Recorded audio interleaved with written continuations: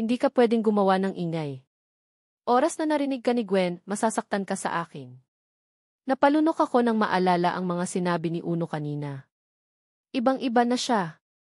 Parang hindi siya ang Uno na nakilala ko nang makabalik ako sa buhay niya. Ito ba ang kabayaran ng ginawa ko? Pinahid ko ang mga luha ko sa pisngi. Wala na akong magagawa kung kinamumuhian talaga ako ni Uno. Isa pa, nandito naman talaga ako para kay Alas. Bumalik ako para sa anak ko at hindi para sa kanya. Pagsapit ng umaga, katulad kahapon, si Ate Edna ang nagbukas ng kabinet para sa akin. Wala na sina Uno at Gwen paglabas ko. Kumain ka muna. Ilang araw kang walang kain. Nakangiting nilapag ni Ate Edna ang mga pagkain sa mesa.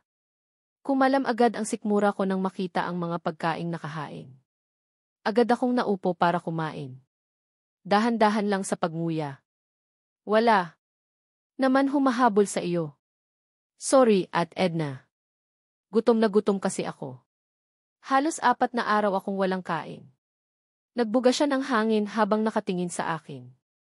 Ipinagpatuloy ko naman ang pagsubo hanggang sa may maalala ako. Ate Edna, nasaan nga pala si Alas? Bakit parang hindi ko siya nakikita rito? Nako, nakahiwalay si Alas kina Sir Uno at Maam Gwen. Ayaw kasi ni Maam sa batang iyon. Kawawa nga. 11. Natigilan ako sa pagkain dahil sa narinig. Ano? Hiniwalay ni Uno ang anak ko. Nagsasama sila rito ni Gwen tapos ang anak ko mag-isa lang ngayon? Nasaan si Alas, Ate Edna? Sinong kasama niya ngayon? Maayos ba ang lagay niya? Nasa dating mansion siya, isa.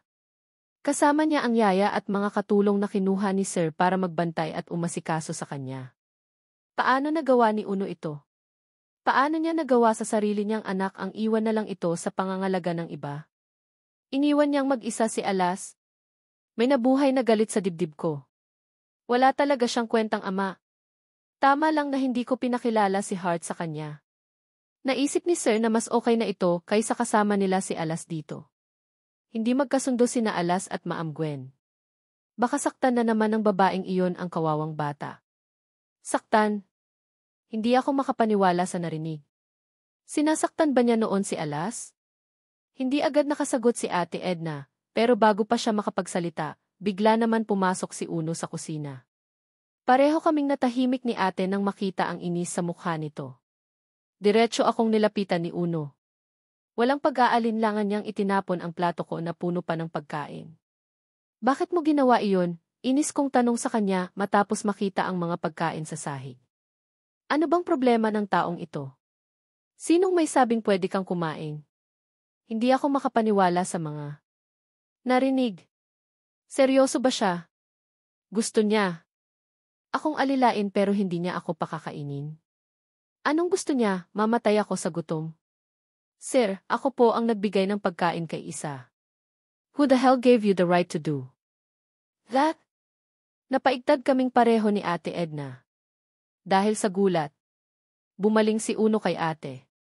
Sa susunod na gawin mo ito, I will fire you. Do you understand? Oo po, sir. Huwag kang magalit sa kanya. Naawa lang sa akin si ate dahil ilang araw na akong walang kain. Kahit 1 buwan ka pang walang kain, wala akong pakialam. Gusto mo ba talaga akong patayin? Paano kita mababayaran kung patay na ako? Hindi ko na napigilan ang maiyak dahil sa sobrang inis. Tumango-tango siya bago sinenyasan si Ate Edna na umalis. Nang maiwan kaming dalawa, tinitigan niya ako gamit ang matalim na mga mata. CJ, you can eat. Pero bawat butil ng kanin o patak ng tubig na inumin mo, kailangan mong bayaran. Umawang ang mga labi ko sa gulat at inis.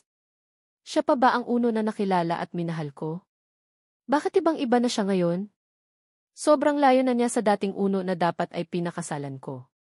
Uno, bakit mo ba ito ginagawa? Huwag mo akong bigyan ng drama mo. Naiirita ako sa iyo. Hindi ko mapigil ang hindi mapaluha habang nagpupunas ng sahig. Okay lang naman sa akin ang alilain niya ako, pero itong mga pananalita at ibang ginagawa niya, nasasaktan ako ng sobra. Nagkamali ako, pero kailangan bang maging ganito siya sa akin? Kumpara sa pagkakamali ko, ano lang ba ito sa ginawa ng nanay niya sa akin?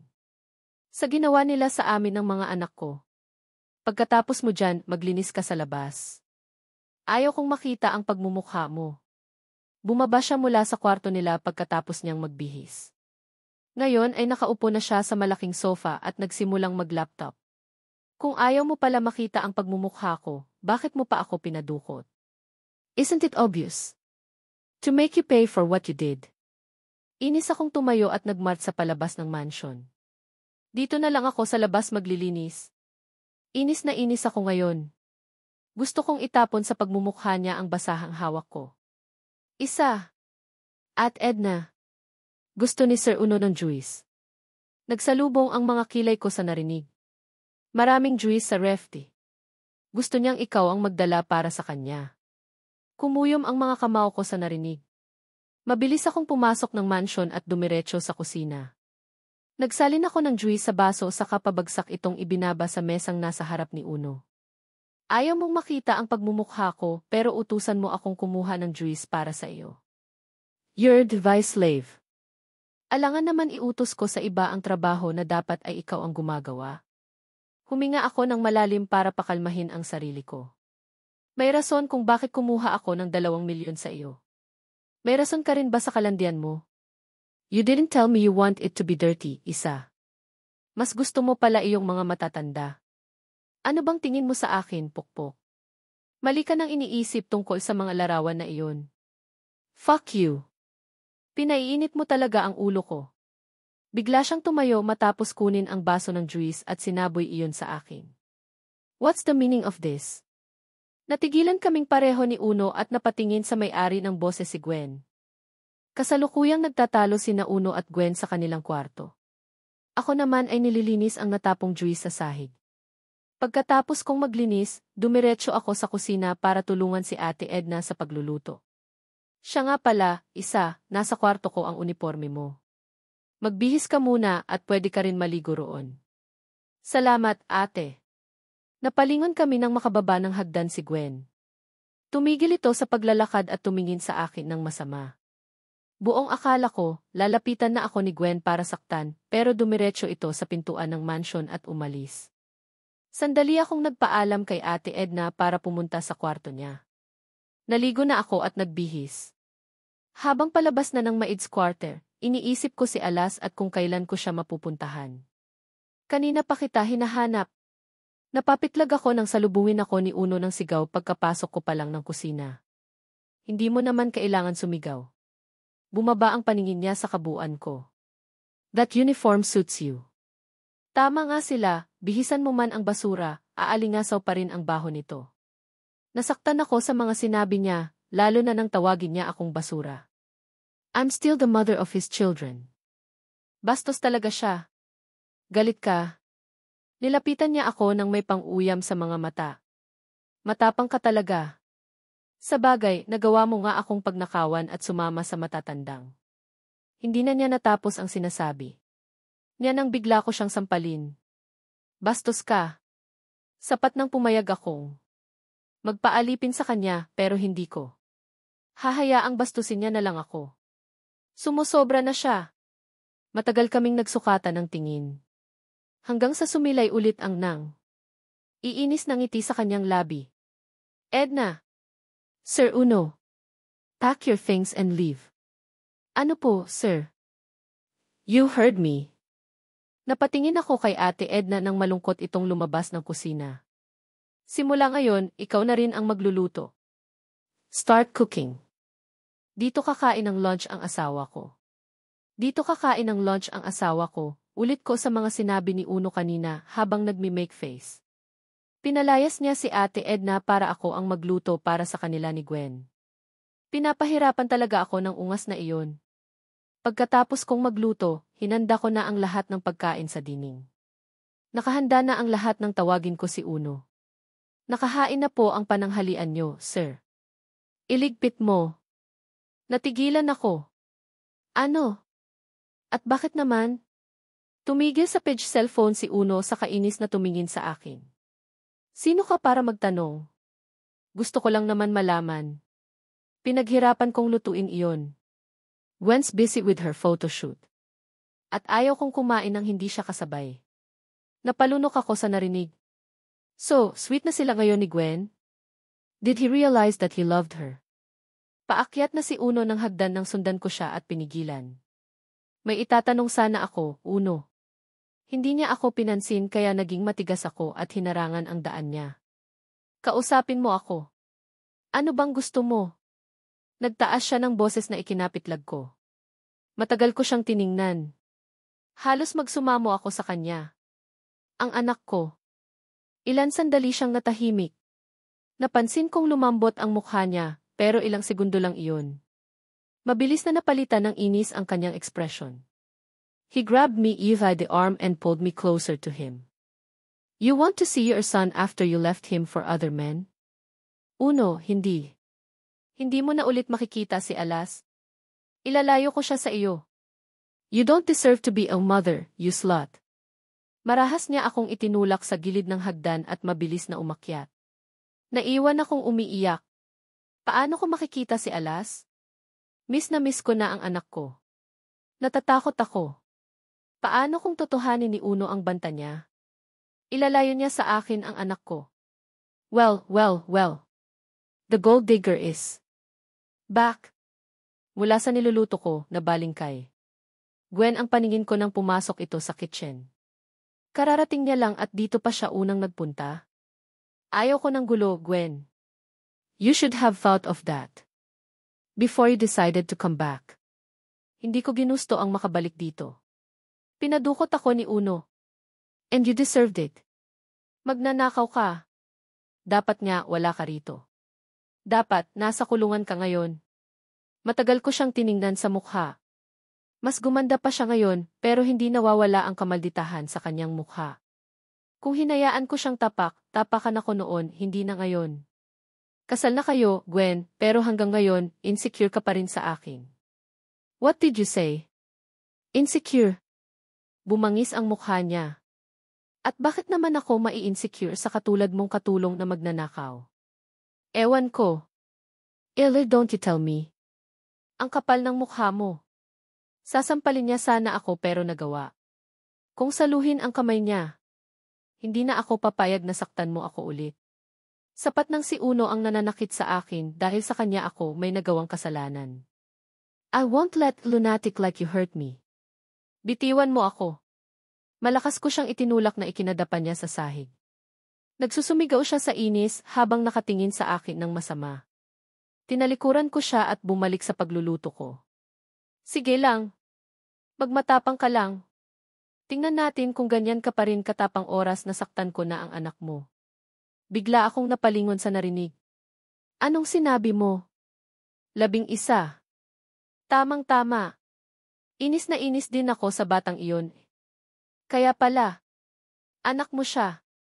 Huwag mong sasaktan ang anak ko. Too late. Ginalit mo na ako kaya gaganti na lang ako sa anak mo. But you know what? Even before you came back, I'm already beating your son. Nanginig ako sa matinding galit dahil sa mga narinig. Bigla ko siyang nilapitan at sinampal ng malakas. Muli siyang natumba sa sahig. What the fuck are you doing, Isa? Umalinggaw-gao sa buong paligid ang boses ni Uno. Napahakbang ako paatras nang mabilis nitong daluhan si Gwen. Uno. Darling. This woman is hurting me. Pinagbantaan niya akong lalasunin dahil galit siya sa akin. Hindi iyan totoo. Darling, look. Namamaga na ang pismi ko. She slapped me. Umangat ang paningin ni Uno sa akin. Galit na galit ang mga mata niya. Siya ang nauna, Uno, pagtatanggol ko sa sarili ko. Matapos niyang tulungan makatayo si Gwen, bigla niya akong hinila sa buhok at kinalagkad papunta sa kwartong pinagkukulungan niya sa akin. Madali akong sumakay ng taxi at nagpahatid sa dating mansyon ni Uno. May dinaluhan silang occasion ni Gwen at mga 2 oras pa bago sila bumalik. Kailangan kong makuha ang anak ko. Ngayon na ang tamang oras para makaalis kami dito. Ilalayo ko siya sa 2 iyon. Pagdating sa mansion, agad akong nag-doorbell. Paulit-ulit pero walang sumasagot o lumalabas man lang ni isang tao sa gate. May tao ba dyan? Alas? Anak. Nandito na si nanay. Gusto kong maluha habang sumisigaw at walang katapusang pinipindot ang doorbell. Bakit parang walang tao sa loob? Parang wala si Alas? Nasaan ang anak ko? Alas? Anak? Nandyan ka ba? Ako ito. Si Yaya isa. Inabot ako ng halos kalahating oras sa labas. Hindi ako sumuko sa pagsigaw sa isiping baka ayaw lang nilang ipakita sa akin ang anak ko. Isang katulong mula sa katabing mansyon ang lumabas at nagsabi sa akin na bago lang umalis ang mga taong nakatira dito.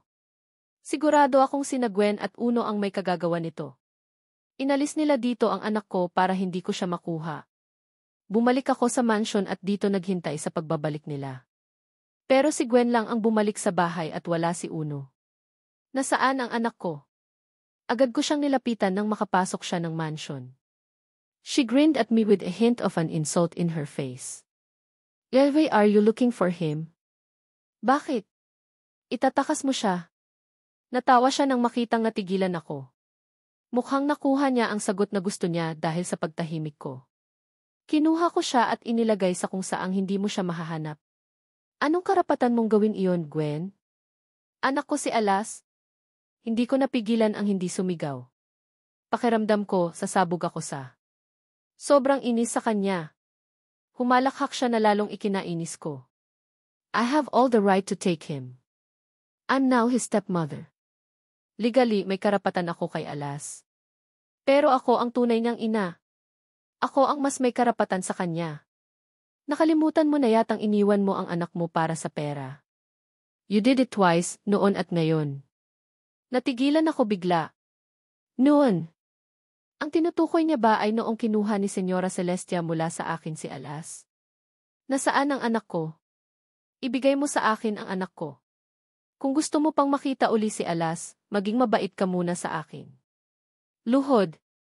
What? Lumuhod ka at humingi ng tawad. Matagal akong hindi kumilos. Nasaan na ang anak ko? Saan niya dinala si Alas? Gusto mo siyang makita, di ba? Lumuhod ka at baka maawa pa ako sa iyo. Matalim niya akong tiningnan. Matagal akong nag-isip sa gagawin. Sa huli ay dahan-dahan akong lumuhod sa sahig at nagmakaawa. Please, Gwen, wag mong sasaktan ang anak ko. Sa akin ka galit. Ako na lang ang pahirapan mo. Huwag mong idadamay ang bata. Say you're sorry. Malapad niya akong minisian na para bang tuwa siya sa nakikitang pagluhod ko. Huminga ako ng malalim at humingi ng tawad, I'm sorry. Please, ibalik mo sa akin ang anak ko. Tinawanan niya ako. Matapos kong lumuhod sa harap niya, kung anong utos na ang ibinigay niya sa akin. Nangako siyang ibabalik niya sa akin si Alas kapag sinunod ko ang lahat ng ipag-uutos niya. Oops! Natapon ang juice. Linisin mo. Sinadya mong itapon. Masama ko siyang tiningnan. She arched an eyebrow. Nagrereklamo ka? Umiling ako. Wala akong nagawa kundi kumuha ng pamunas at nilinis ang juice na nagkala. Ikuha mo ako ng prutas. I'm hungry. Sandali kong iniwan ang nililinis ko bago mabilis na naghiwa ng mga prutas saka ito dinala kay Gwen. I want you to wash the dress you wore today with your own hands. Masyadong delicate ang tela ng damit kong iyon. Hindi pwede ang washing machine. Matapos magpunas ng sahig, tumayo ako at diretsong umalis. Natigilan ako nang batuhin ako ni Gwen ng mansanas sa ulo. Narinig mo ba ang mga sinabi ko or are you deaf? Narinig ko. Then answer me. Na. Kapapasok ko pa lang sa kusina, narinig ko na naman ang pasigaw niyang utos. Nagpapadala siya ng favorite niyang wine at isang wine glass. Nagtungo muna ako sa wine cellar para kunin ang wine na binili pa raw niya mula sa England. Umikot ang mga mata ko habang dinadala ito sa kanya. Pagkatalikod ko, narinig ko ang ng isang bagay. Malakas na pagkabasag. Anong ginawa mo? Oops! It slipped. Nang iinis niya akong ninisyan habang nagkalat ang bubog ng glass sa sahig. Clean it, now. Nakakainis. Humugot ako ng hangin. Gusto kong patulan itong immature na pag-ugali ni Gwen pero pinigilan ko ang sarili ko para kay Alas. Kinuha ko muli ang panglinis at saka tahimik na nagpunas ng sahig. Habang naglilinis ako ay panay kuda si Gwen. Kung ano-anong masasakit na salita ang sinasabi niya, pero pilit ko pa rin pinipigilan ang sarili ko. She can say whatever she wants to say to me, pero kailangan niyang ibigay ang anak ko kapag natapos ang lahat ng ito. Kung hindi ay sisiguraduhin kong mananagot siya. Kunin mo nga ang remote ng TV. Tumayo ako para kunin ang remote na nasa tabi lang naman niya. Pakihanap na rin ng face messenger ko. I need it now. What's this? Napalingon ako sa pinto ng mansion, bumungad sa akin ang nagtatakang mukha ni Uno. Nakatingin ito sa amin ni Gwen. Can't you see? Nagpapahinga ako at nagtatrabaho ang kabit mo. Napatingin ako kay Gwen sa tinawag niya sa akin. Gusto ko siyang lunurin sa tubig na nasa sink. Bumaling ako kay Uno pero hindi niya man lang ako sinulyapan at diretsyo na lumapit kay Gwen. Nakaramdam ako ng selos nang makitang naghalikan silang dalawa. Bakit ba ako nagsiselos? Anong karapatan ko? Ako ang nang iwan at ngayon kasal na. Siya kay Gwen. Let's talk, maotoridad na utos ni Uno sa asawa nito. Hinawakan nito ang kamay ni Gwen at hinila ito papunta sa kwarto nila. Bakit inuutusan mo si isa? Bakit hindi?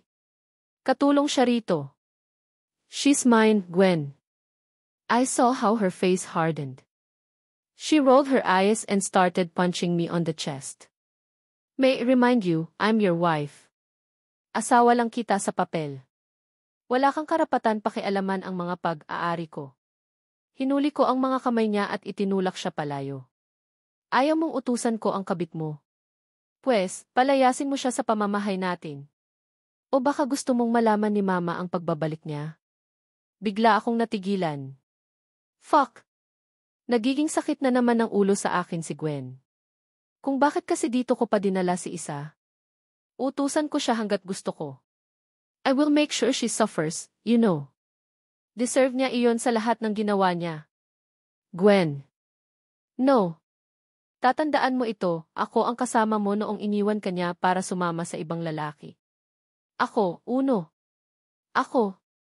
I was there to take care of you and love you. Kaya akin ka rin ngayon. Akin ka lang. Wala pang 6:00 ng umaga, nasa kusina na ako at naghahanda ng pagkain na gustong lamunin ni Gwen. Hindi ko alam kung bakit gusto niya ng nilagang kamote at leche flan sa ganito kaaga, pero sigurado akong gusto niya lang akong pahirapan. Ni hindi nga siya kumakain ng ganitong mga pagkain. Alam ba niya kung ano ang kamote? I bet not. Pagkatapos kong lutuin ang 2 pagkain, nilagay ko ito sa tray at saka umakyat na sa kanilang kwarto. Come in. Binuksan ko ang pintuan at pumasok sa loob. Ganoon na lang ang pagkatigil ko nang makita si Uno nakatuwalya lang at basang-basa pa ang katawan ng tubig. Kalalabas lang nito mula sa shower. Pinagnanasahan mo ba ang asawa ko? Stop staring at him. Ilang beses akong kumurap nang makuha ni Gwen ang atensyon ko. Napahiya ako sa mga sinabi niya. Nakatungo akong lumapit sa kanya at ibinigay ang mga pagkain. Hindi niya tinanggap ang tray na inaabot ko, pero tinitigan niya ako ng masama. Malandi. Ha? Ha? Don't ha me.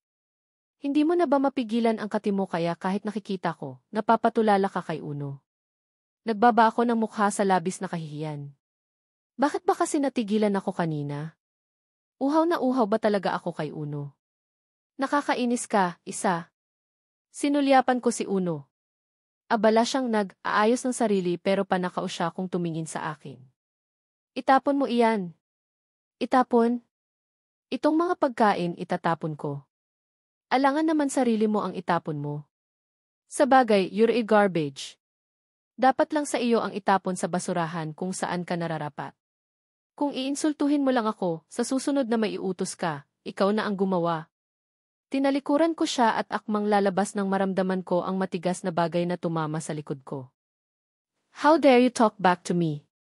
Isa ka lang basura na uhaw sa pera at sa mga lalaki. Wala kang karapatan sumagot, sagot sa akin. Uminit ang ulo ko nang makitang cellphone ang ginamit niyang pambato sa akin. Stop it, the two of you. Kay aga-aga ang iingay niyo. Pagsabihan mo iyang marumi mong babae. Uno, tili ni Gwen bago ito tumayo at pumasok sa walk-in closet nila. Naluluha akong tumingin kay Uno. Tinaliman niya lang ako ng mga mata bago bumalik sa ginagawa niya. Patakbo akong lumabas nila at bumalik sa kusina. Ng kwarto. I cried while preparing breakfast. Kumikirot ang likod ko dahil sa lakas ng pagbato ni Gwen sa akin. Pero kahit anong sakit ng katawan ko, wala akong magawa at wala man lang akong mapagsabihan. Wala nang pakialam sa akin si Uno. Stop crying. Napalingon ako nang marinig ang boses na iyon. Wala kang karapatan umiyak matapos ng mga ginawa mo. Masama akong tiningnan ni Uno bago siya lumabas ng mansion. Mabilis kong pinahid ang mga luha ko. He's right.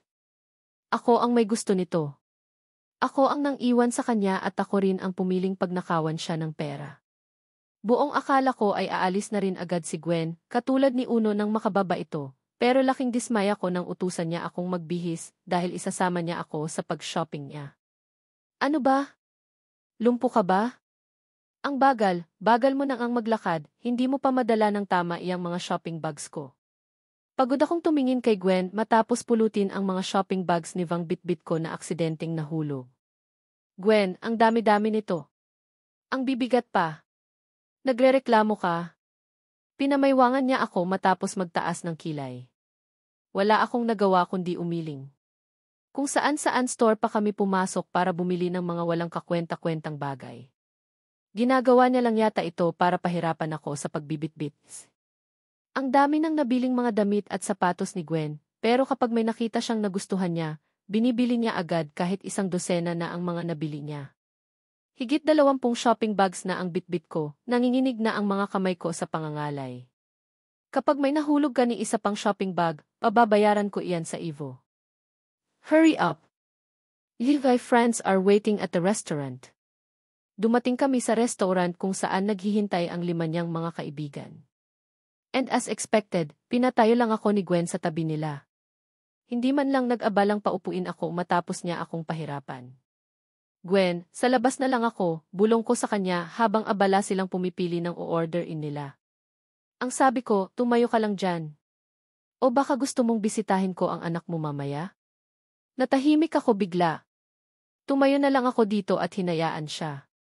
At least, hindi ko nabuhat ang mga shopping bag niya.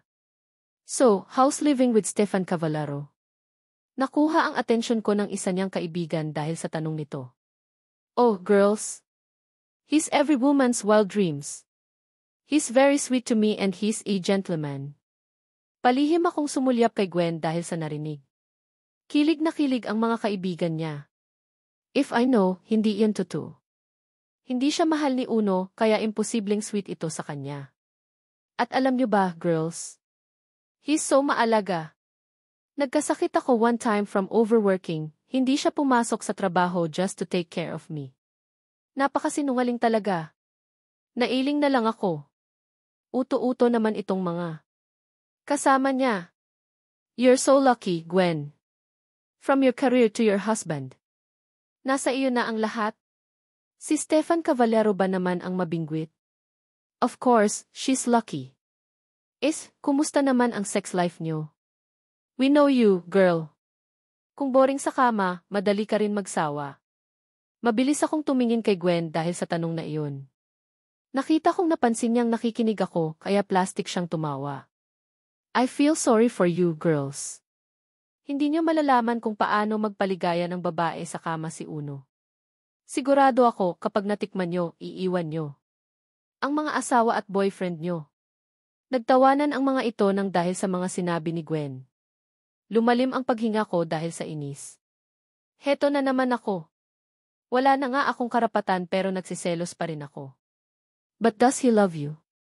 Natigil sa tawanan sina Gwen dahil sa tanong ng isa pa niyang kaibigan. Let's face it, Gwen. Kahit gaano pa kagaling sa kama si Uno, hindi ibig sabihin noon mahal ka niya. I mean, kung hindi siya iniwan ng bride niya, hindi ka naman talaga niya pakakasalan. Everyone fell silent with what the woman said. Tumingin sa akin si Gwen at taas noo kong sinalubong ang mga mata niya. Her friend was right. Hindi naman talaga siya minahal ni Uno at alam kong hanggang ngayon, hindi pa rin siya mahal nito. Dumating ang mga pagkain nila kaya iniba na ng mga kasama niya ang topic. Get me a glass of water, utos niya habang masamang nakatingin sa akin. Sumenyas ako sa waiter para humingi ng tubig. Ibinigay nito sa akin ang isang glass ng water na ibibigay ko sana kay Gwen. Subalit napatid ako ng paa ng isa sa mga kasama niya kaya. Nabuhos ang tubig sa pagkain nila. I am sorry. Didn't mean to katumbas equals D. Isang malakas na sampal ang natanggap ko mula kay Gwen na nagpatigil sa akin sa pagsasalita. You worthless bitch. Look what you've done. Tatanga-tanga ka kasi. Dagdag ito sa babayaran mo. Mahinang nagtawanan ang mga kasama niyang babae matapos akong pahiyain ni Gwen. Kahit ang ibang tao. Sa loob ng restaurant, sa amin na nakatingin. Wala akong kasalanan. Tumingin ako sa kaibigan niyang pumatid sa akin, parang wala lang na umiwas ito ng paningin habang nakangiti. Pinatid niya ako. Isisisi mo pa sa iba ang katangahan mo. Sasampalin niya sana ako ulit, pero natigilan siya nang may isang lalaking lumapit sa amin. Excuse me, girls. And who are you? Malditang tanong ni Gwen dito. Tumabi ako para makapag-usap sila. Nag-iinit na ang gilid ng mga mata ko dahil sa kahihiyan. Gwen, hindi mo ba siya kilala? Ethly. Bakit sino ba iyan? God. He's Lucius Santillan, the famous soldier of the Golden Hotel. Napatingin ako sa lalaking kausap ni Gwen. Matangkad ito, matipuno, moreno at may hitsura. Say ito. Sa totoo lang ay talagang gwapo ito. Kaya siguro halos maglaway na ang mga kaibigan ni Gwen habang nakatingin sa lalaki. Oh, hey. Didn't know you're that famous soldier. Inipit ni Gwen ang ilang hibla ng buhok niya sa likod kanyang tainga. Sino ngayon ang malandi? Actually, dating sundalo. And I happened to see what really happened here a while ago. Natigilan si Gwen. What really happened? Sinadya niyong patirin ang kasama niyo para mapahiya siya. Tumingin ito sa akin kaya natigilan ako. He saw that. Hindi nakapagsalita si Gwen pati ang mga kaibigan niya. Para silang napahiya na nag-iwas ng mga mukha. Let me pay for everything. The guy smiled and took out money from his wallet. Hinagis nito sa mesa ang ilang libong pera at pagkatapos ay nilapitan ako. Ninitian niya ako bago kinuha ang kamay ko at hinila ako palayo. Elvis, did you let them treat you like that? Tumigil ito sa paglalakad nang makalayo kami mula sa restaurant. Nagtatrabaho ako kay Gwen. Tiningnan niya ang kabuuan ko. Really? Are you her assistant? Nagbaba ako ng mukha. Katulong nila ako. Sino ka nga pala? Bakit ka nakikialam? Oh, I'm sorry. I should introduce myself first. I'm Dos Santillan. Nilahad niya ang kamay niya. Dos? Maraming salamat, Dos. Magagabi na nang ihatid ako ni Dos sa mansyon ni Uno.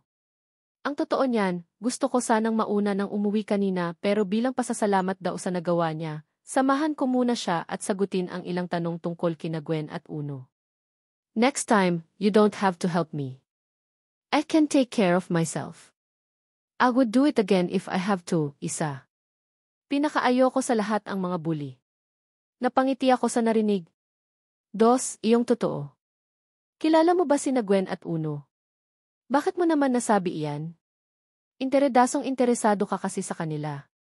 Ilan segundo siyang natahimik bago ngumiti. Kapag sinagot ko ang tanong mo, sasagutin mo rin ba ang tanong ko? Tanong? Anong tanong? Itinuro niya ang mansyon bago tumingin uli sa akin. Hindi ka lang basta katulong sa bahay na iyan. Natahimik ako sa narinig. Hindi ko alam ang isasagot ko sa kanya. Dapat bang sabihin ko ang totoo kahit pa lang kami nagkakilala? Ngayon, ano bang pinagsasabi mo? Peke akong tumawa. Katulong nila ako. Tinitigan niya ako ng matagal. Halatang hindi siya naniniwala sa akin. Pero ano bang pakialam ko? Hindi na kami magkikita ulit kaya hindi na niya kailangan malaman ang totoo. Salamat ulit, Dos. Kailangan ko nang pumasok. Hindi ko na siya hinintay na makasagot. Gabi na at kailangan ko pang magluto ng hapunan para kina Uno at Gwen. Pagkapasok ko pa lang sa mansyon, sinalubong na ako ng matalim na mga mata ni Uno. Malandi ka talaga. Aray. Mahigpit niya akong hinawakan sa braso at hinila papunta sa hagdan. Uno, nasasaktan ako. Talagang sasaktan kita. Pagdating namin sa itaas, nabungaran ko si Gwen, nakatayo sa bungad ng pintuan ng kwarto nila at nakangisi. What a flirt! Oras ng trabaho pero mas pinili mong sumama sa lalaki. CJ, Uno.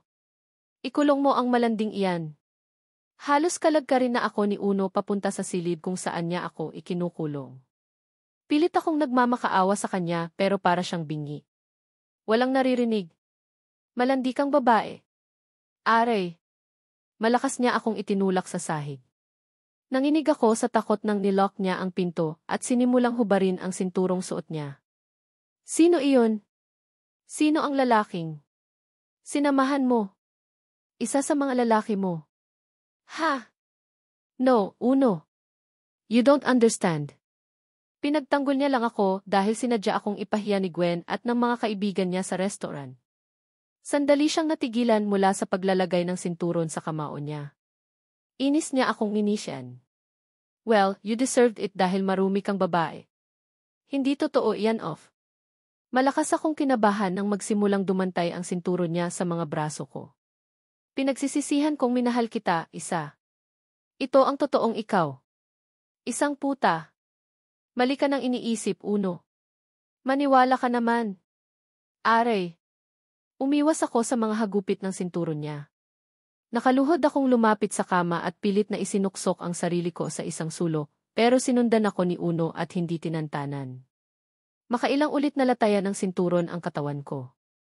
Halos mawalan ako ng malay sa sobrang hapdi at sakit, pero hindi man lang niya pinakinggan ang bawat hiyaw at pagmamakaawa ko.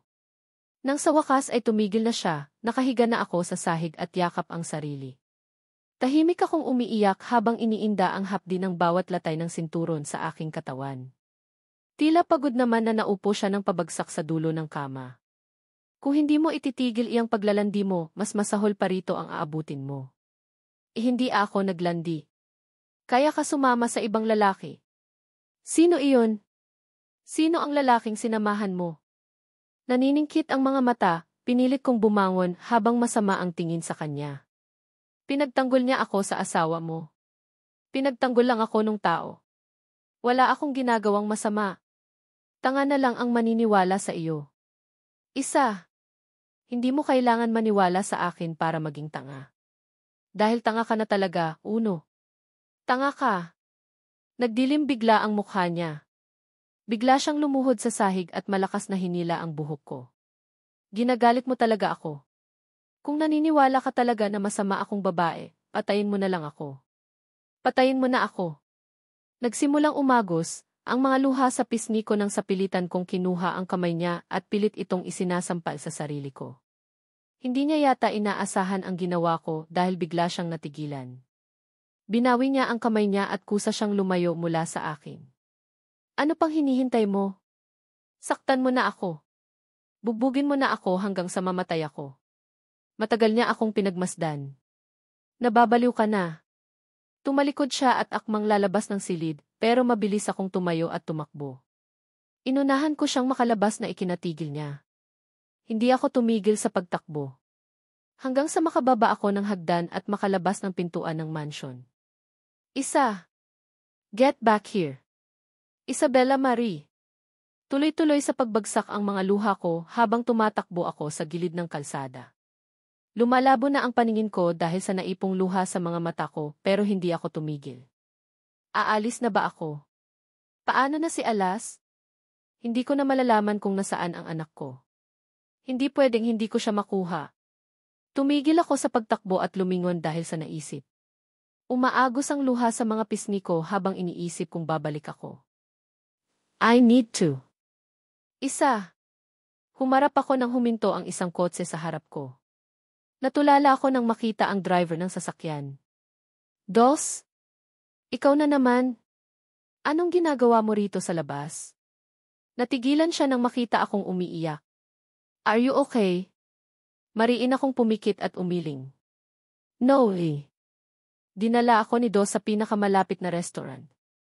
Order siya ng pagkain para sa amin bago ako inusisa sa nangyari sa akin. Don't know girl pero magaan ang loob ko sa kanya. Kaya nang magtanong siya ay sinabi ko na ang lahat, kahit ang ginawa sa akin noon ni Senyora Celestia. You need to tell this to the police. Umiling ako. Mahirap lang ako, Dos. Sinong maniniwala sa akin? Ako.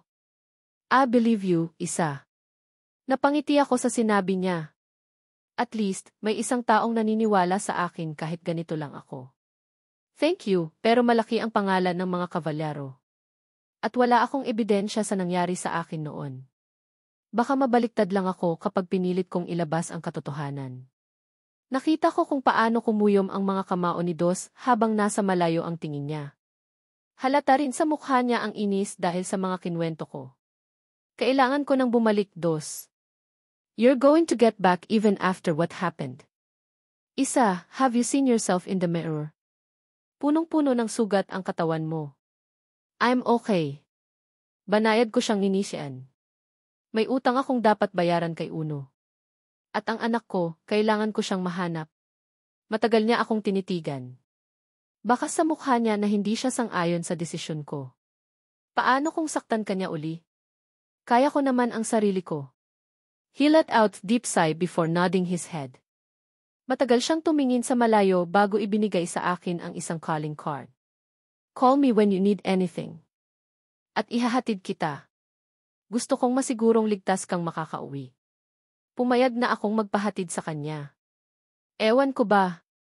Sobrang gaan lang talaga ng loob ko kay Dos. Feeling ko, mapagkakatiwalaan siya kahit bago pa lang kaming magkakilala. I think someone's waiting for you. Natigilan ako nang matanaw si Uno, nakatayo ito sa labas ng gate at parang may hinihintay. Itinigil ni Dos ang sasakyan sa mismong tapat nito. Huwag ka nang bumaba, pakiusap ko kay Dos. Ayos lang naman magalit sa akin si Uno, pero ayaw kong madamay si Dos. Napakabait niya at wala na siyang ginawa kundi tulungan ako. It's okay, isa. I can handle this. Mariin akong pumikit nang talagang bumaba siya ng sasakyan. Mabilis akong sumunod sa kanya.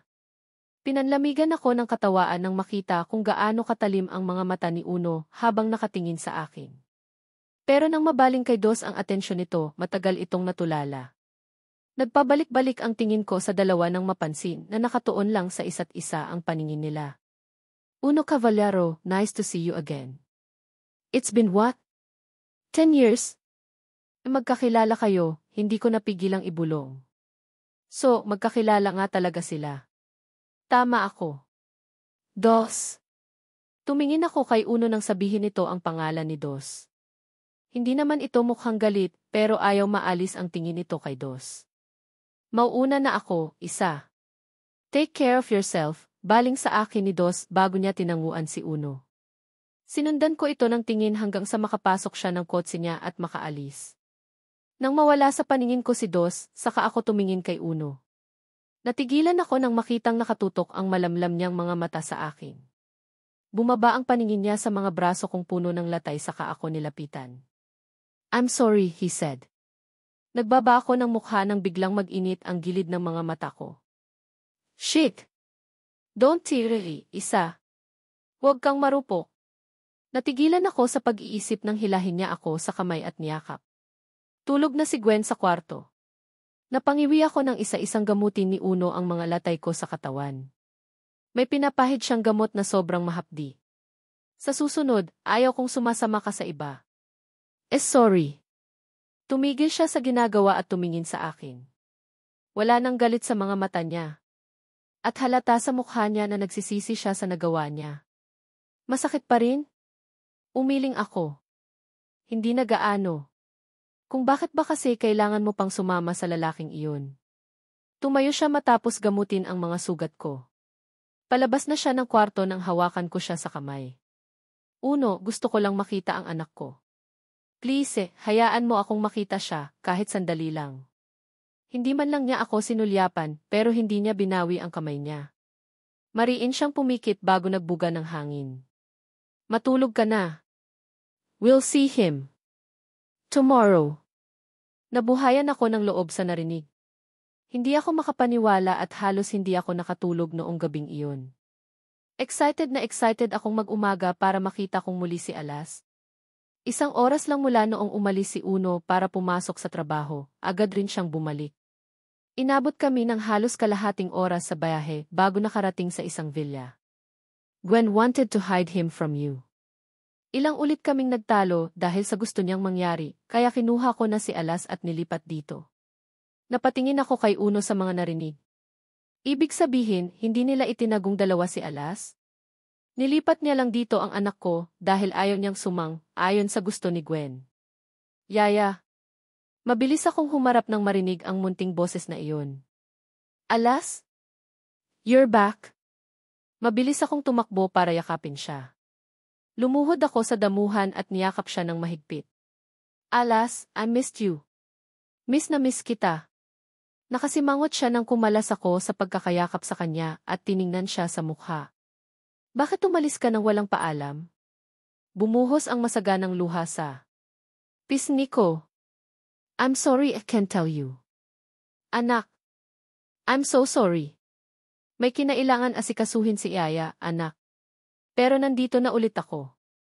Yaya na ba ulit kita? Muli akong natigilan sa tanong niya. Nilingon ko si Uno, nagmamakaawa ang mga mata ko. Alas, hindi mo pwedeng maging yaya ulit si Isa. But Kehle? Siya ang gusto ko. Ayaw ko sa iba. I hate them. Alas, si Yaya Isa lang ang nakakaintindi sa akin. I want her as the Yaya, Daddy.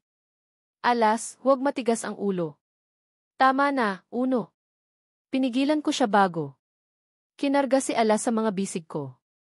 Binuhat ko ito papunta sa isang bench at doon naupo. Habang naglalaro si Alas sa garden, nagkaroon kami ng pagkakataon na makapag-usap ni Uno. At si Dos ang naging topic namin. Huwag kang sasama uli sa lalaking iyon.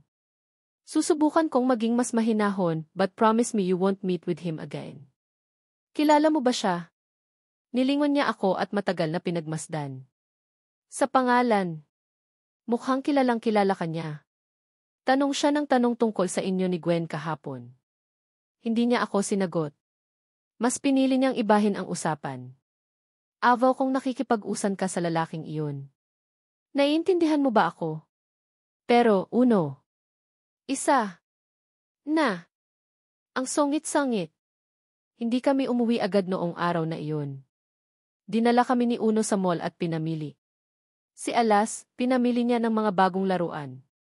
At ako naman, mga masusuot na damit.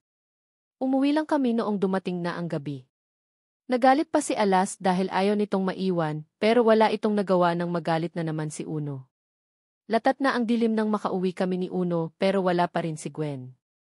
Ang alam ko, abala ito sa shooting niya sa isang action movie na maipapalabas din sa ibang bansa. Thank you. Uno. Thank vow talaga para sa araw na ito. Hindi niya ako pinansin. Palapit na siya sa hagdan nang maglakas loob ako at niyakap siya mula sa likod. Kahit pa sabihing kasal na siya at hindi na niya ako mahal, mahal ko pa rin siya. Si Uno pa rin ang ama ng mga anak ko kaya hindi na mawawala ang nararamdaman ko para sa kanya. Isa, I'm tired. Nagsimula akong umiyak. Maniwala ka, Uno. Hindi ako sumama sa ibang lalaki, mahal kita. Matagal siyang natahimik sa sinabi ko. Pagkatapos ay kinalas niya ang kamay kong nakayakap sa kanya at humarap sa akin. Bakit mo ako iniwan? He looked at me with sad eyes. Gusto ko siyang yakapin ulit dahil sa mga tinging iyon. Nasasaktan ako. May dahilan ako. Sabihin mo sa akin. Ipaintindi mo. Hindi ko napigilan ang mas mapaluha. Ang hirap lang kasing magsabi ng totoo kung puno ng takot ang puso mo. Buhay ni Hart ang nakasalalay rito. Hanggat hindi siya kilala ni na Uno at Senyora Celestia, ligtas siya. Uno, ay. Hindi ko na naituloy ang sinasabi ko nang biglang bumukas ang pintuan. Nanlaki ang mga mata ko nang makita kung sino ang kasama ni Gwen, si Senyora Celestia. Gwen gave me a smirk. Tumawa naman si Senyora habang mataman na nakatingin sa akin. Simula ngayon, dito na ako titira. Kasama niyo. Nagsimula akong manginig sa takot nang makita si Senyora Celestia sa bungad ng pintuan. Kahit ang ngiting ibinibigay niya ay kinikilabutan ako. Isa-isang bumabalik ang mga bangungot ko mula sa nakaraan. "Eve, are you here?" Napatingin ako kay Uno nang itanong niya iyon. "Hindi mo ba narinig ang sinabi ni Mama?" "Dito muna siya titira," si Gwen ang sumagot. Sa labis na takot ay mabilis akong naglakad papunta sa kusina para makaiwas kay Senyora. Nahihirapan akong huminga dahil sa takot na nararamdaman ko sa presensya niya. Anong gagawin ko? Dito natitira si Senyora Celestia. Paniguradong pahihirapan niya ako. Baka maulit pa ang dati na pagkukulong niya sa akin. Napalingon ako nang marinig ang boses ni Uno. Nilapitan niya ako at hinagod sa likod. "Uno, natatakot ako." "Huwag kang matakot. Hindi ka niya masasaktan dito." Lumamlam ang mga mata niya habang nakatingin sa akin. Nabalot ng pag-aalala ang mukha niya. Hindi na ako pinagtrabaho ni Uno noong gabing iyon. Pinaakyat niya ako sa kwarto ng maaga. At habang nasa silid, rinig ko silang nagtatalo sa baba. Kinaumagahan, hindi sumisikat ang araw, nasa garden na ako at sinusunod ang lahat ng utos ni Senyora Celestia. Kung ano-ano ang pinapagawa nito sa akin at kung magkamali man ako, pinupukpok niya ako ng pamaypay niya sa ulo. "I said I want an omelette." Anong katangahan ito at pancake ang hinanda mo? Natigil ako sa ginagawang paghahanda ng pagkain dahil sa mga sinabi ni Gwen. Ang bili ni Senyora Celestia, ayaw na ayaw niya ng omelette. Kaya hindi mo hinanda ang mga gusto ko at puro pancake lang ang niluto mo. Umiiwas ako sa mga matatamis, isa. "I need to control and the weight. I told you that." Ang bobo mo naman. Sino ba ang amo mo, ha? Si Uno ang amo ko dahil sa kanya ako may utang. Kung mayroon man dapat na nag-uutos sa akin, siya iyon. At siya lang din ang dapat kong sundin. Mabilis na namula ang mukha ni Gwen sa mga narinig. Bigla siyang tumayo at pinagpipitik ako sa tainga. "Sa tingin mo, sino ako sa pamamahay na ito?" "I'm Ano's wife." Ang utang mo sa kanya, utang mo rin sa akin. Ano ba ito, Gwen?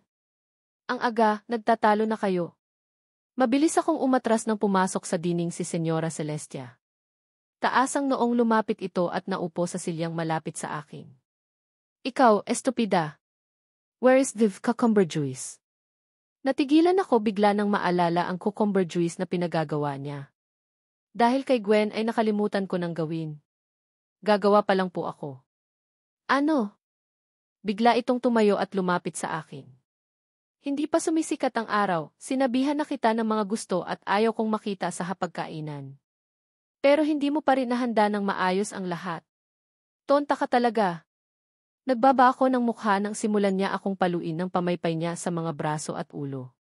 Pilit kong tinatakpan ang mukha ko dahil sa matulis na gilid ng pamaypay niya.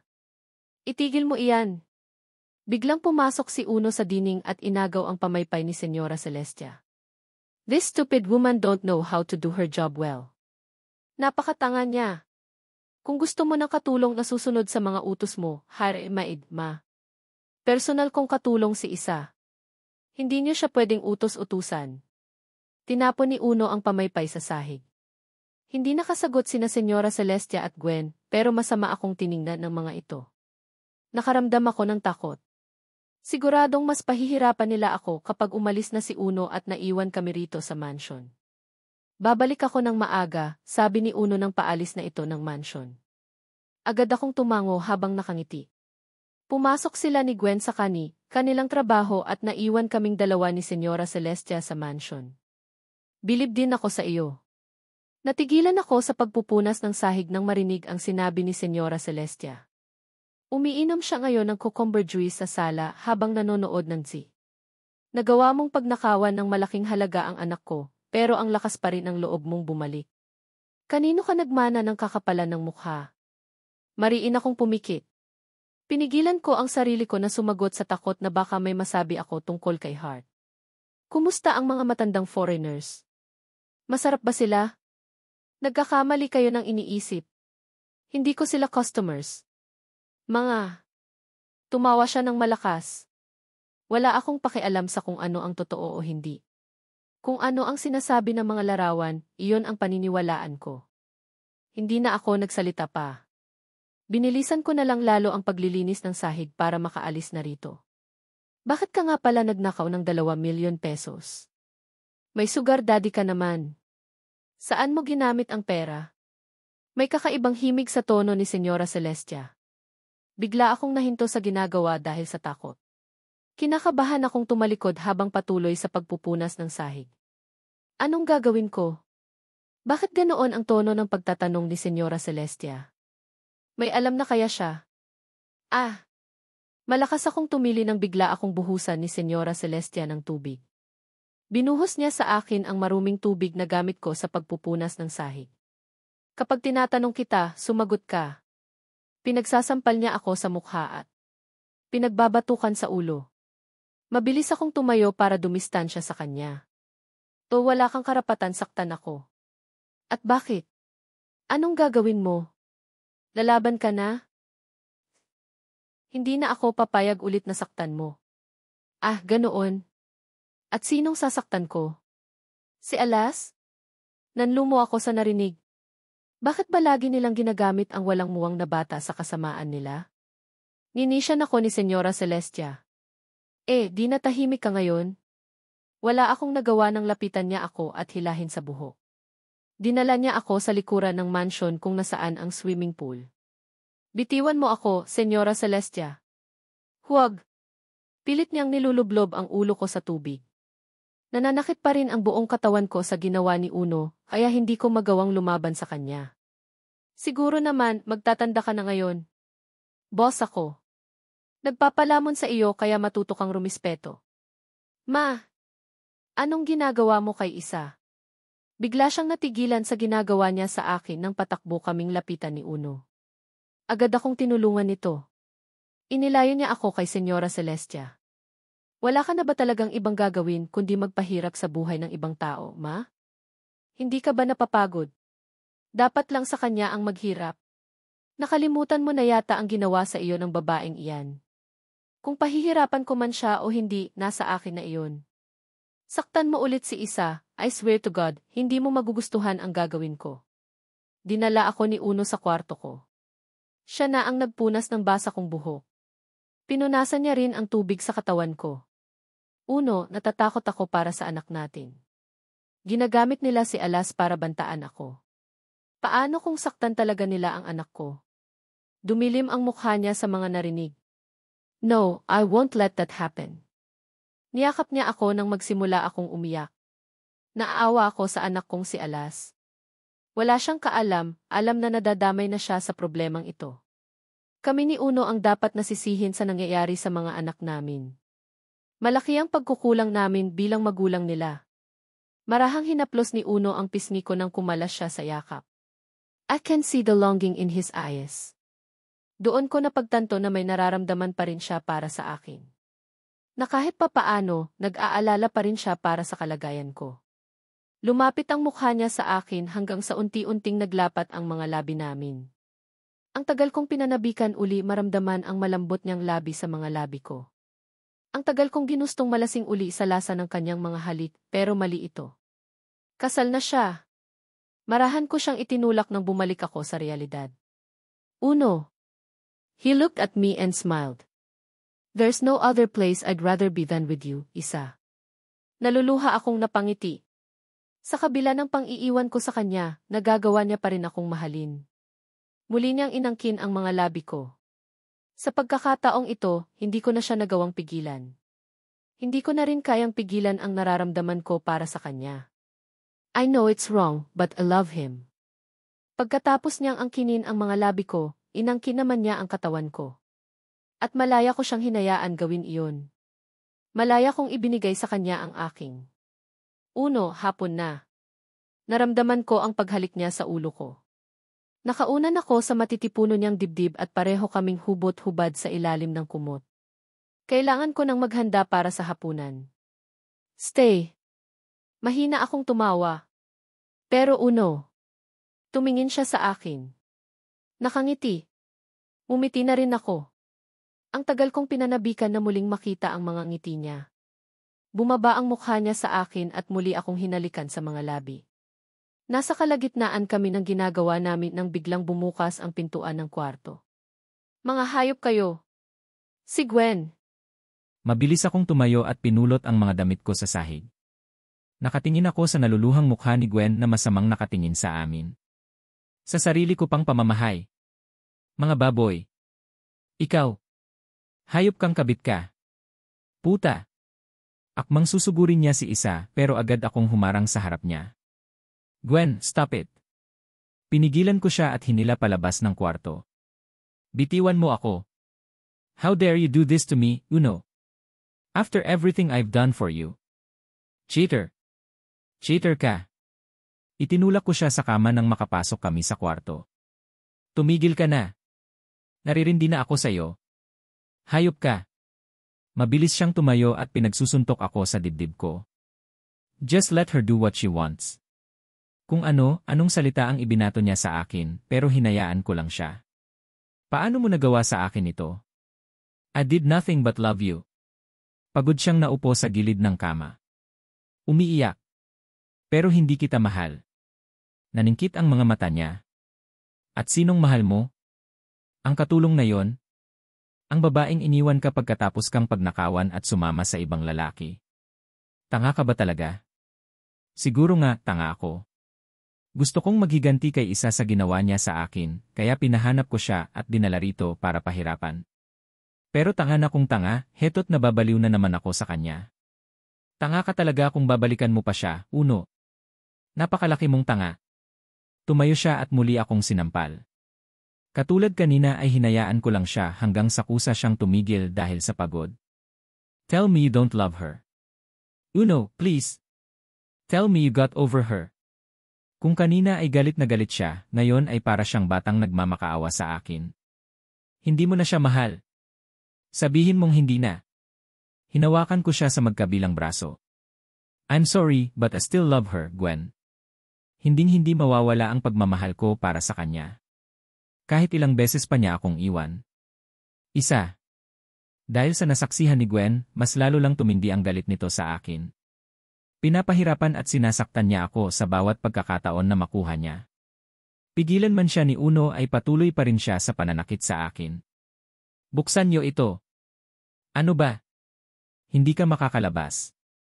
Malakas na tumawa si Senyora Celestia habang pinapanood akong pilit na binubuksan ang pinto ng mansyon. Sinigurado ni Gwen na nakakandado iyan mula sa labas. Hindi niyo ako pwedeng ikulong dito. Malakas akong sumigaw. Kinakapos ako ng hangin dahil sa takot ko. Nagbalik sa akin ang mga sandali noong ikinulong ako ni Senyora Celestia sa basement nila. Natatakot ako. Diyos ko, tulungan niyo po ako. Akala mo ba tanga kami? Paano kung puntahan mo si Alas at kidnapin? Hindi ka pwedeng lumabas. Nanay niya ako. May karapatan ako sa anak ko. Malakas itong humalakhak. Kaya dapat ka lang ikulong dito. Ambisyosa. Wala akong nagawa kundi umiyak at bumalik sa pagtatrabaho. Hindi na nila ako pinapalabas, hindi na rin nila ako pinapakain.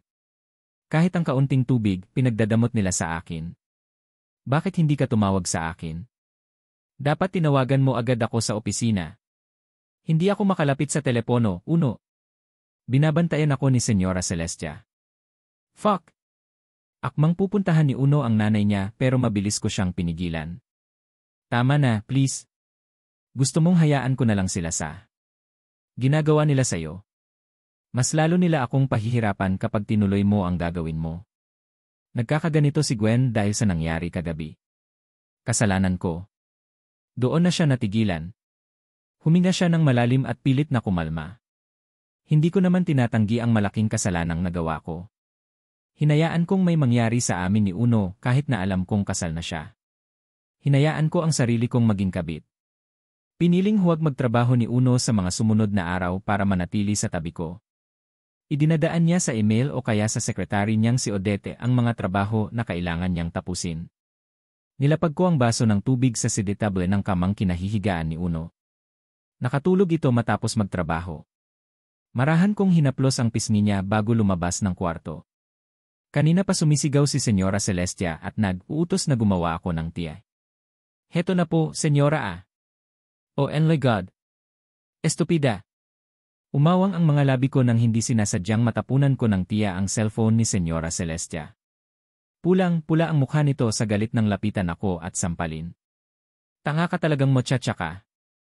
Sorry po. Hindi ko sinasadya. Hindi sinasadya? Sinungaling. Sinadya mo ang nangyari para gumanti sa akin. Hindi. Sasampalin niya sana ulit ako pero nagawa siyang pigilan ni Uno sa kamay. Nakalimutan mo na ba ang sinabi ko, ma? Makakaalis ka na oras na sinaktan mo uli. Si Isa. Bumangis ang mukha ni Senyora sa sinabi ni Uno. Umakyat sila sa kwarto at doon nag-usap. O mas tamang sabihin, nagtalo. Nakatingala ako sa kwarto nila. Rinig na rinig ko ang pagtatalo nila mula rito sa baba. Buong akala ko, si Uno ang magpapahirap sa akin sa pananatili ko rito. Pero siya pa rin pala ang magtatanggol sa akin. Kung wala siya, hindi ko alam kung anong gagawin ko. Homewrecker. Lumingon ako sa pintuan ng mansyon nang marinig iyon. Gwen? Matapos mong iwan si Uno, ngayon, lalandiin mo siya at agawin sa akin. Hindi ko siya nilalandi. Anong ginagawa mo? Nagpapaawa. Umatras ako nang mapansin na papalapit siya nang papalapit sa akin. Halatang galing siya sa pag-iyak dahil namumula ang mga mata at ilong niya. Humina ako ng malalim. Bakit hindi mo nalang ibigay sa akin si Alas? Ang tingin mo ba sa akin, bobo? Don't make me laugh. Kapag ibinigay mo siya sa akin, aalis na ako, Gwen. Hindi mo na ako ulit makikita. Masusolo mo na si Uno. Tumawa siya. Bakit ko gagawin yon? Ang dapat sa'yo, nagdurusa. Gwen. Kahit anong gawin mo, mag-asawa na kami ni Uno. Hindi mo na siya makukuha sa akin. Hindi ba kayo pwedeng maghiwalay? Naningkit ang mga mata niya sa narinig. What did you just say, bitch? Mahal niya pa rin ako, Gwen. Alam kong alam mo yon. Oras na lang ang hihintayin para iwan ka niya. Bago pa mangyari yon, ibigay mo na sa akin si Alas. At pinapangako ko, hindi mo na kami makikita ulit.